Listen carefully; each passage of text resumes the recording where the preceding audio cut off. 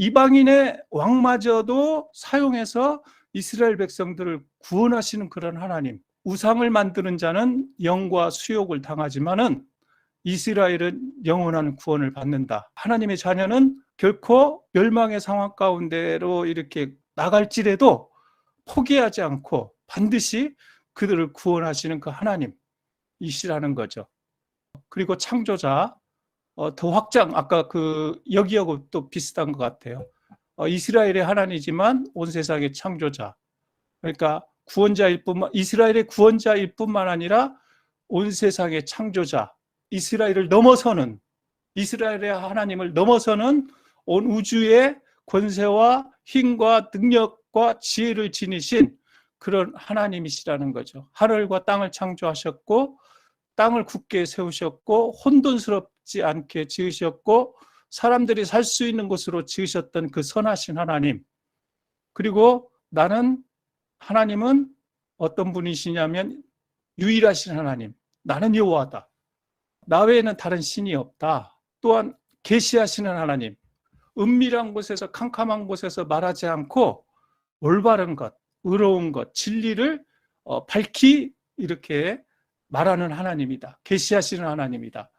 이렇게 하면은 11절에서 19절이 이렇게 말씀하신 것이다. 고레스에 대해서 이다라고 이렇게 하면 이렇게 한 묶음으로 이렇게 요약할 수 있을 것 같아요.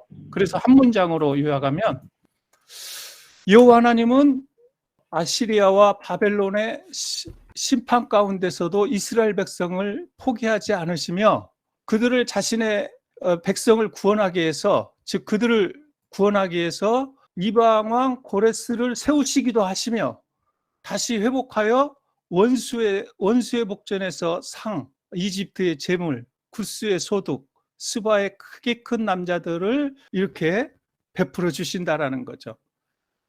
그래서 이게 전체적인 주제가 좀 있는 것 같아요. 우리가 당하는 그 어떤 상황들이 하나님이 보이지 않고 하나님이 주시는 메시지가 아닌 것 같고 하나님이 주시는 환경이 아닌 것 같은, 이해할 수 없는 그런 환경 가운데 우리가 처해 있을 때 마치 하나님의 백성이 이방의 나라의 포로가 되는 어마무시한, 도저히 하나님의 백성으로서 도저히 일어날 수 없는 그런 상황 가운데 처했을 때 마치 하나님이 보이지 않고 하나님이 뜻이 계시지 않는 것 같고 하나님이 숨어 있는 것 같은 그런 상황 가운데서도 하나님을 신뢰하고 소망을 가져야 될 이유는 우리 눈에 하나님이 보이지 않지만 이스라엘 배후에서 일을 하시고 하나님의 백성의 배후에서 일을 하시고 심판 중에도 긍휼을 베풀어 주시고 환난 가운데서도 반드시 그들을 구원하시는 창조주 하나님이 계시기 때문에 우리는 하나님이 보이지 않고 숨어 있는 것과 같은